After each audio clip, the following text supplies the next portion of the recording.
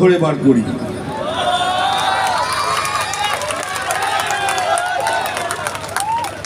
মারবো এখানে, হ্যাঁ জানি, ওটা একটু ঘুরিয়ে বলবো, এই চিমটি কাটবো এখানে, আর লাল পিমড়ের জ্বলন হবে এখানে সেখানে তেখানে। কি বুঝলি?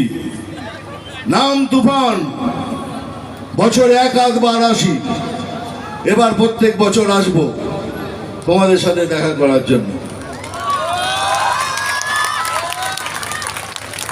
আমি খবর পড়ি না, আমি খবর দেখি না, আমি শুধু খবর তৈরি করি।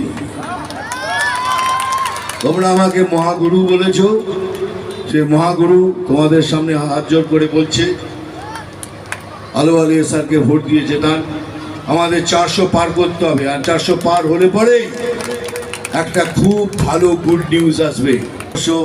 এটা আমাদের বর্ষ, আমাদের ভারত, সনাতন কা ভারত আইয়ে হাম সনাতন। আবার দেখা হবে, আলু আলিয়া স্যারকে জেতান, আবার আমি আসবো। বলুন আমার সাথে একসাথে, জয় শ্রীরাম। ये हुई ना बात। Thank you very much. वंदे मातरम। জবাব দেবেন। আবার এটা নিয়ে রাজ্য বিধানদা এসে গেছেন। বিধানদা যে আমাদের কলকাতা হাইকোর্ট যে বিধানটা দিয়েছেন শিক্ষকদের সম্বন্ধে, সেটা নিয়ে কি বলবেন বলুন। আমি এটাই বলছি যে মানুষ এতে মানে যারা 3,000 4,000 বা 5,000 যদি তাদের মনে হয় যে অযোগ্য, তাদের চাকরি নিয়ে একটা হতে পারে, কিন্তু 25,000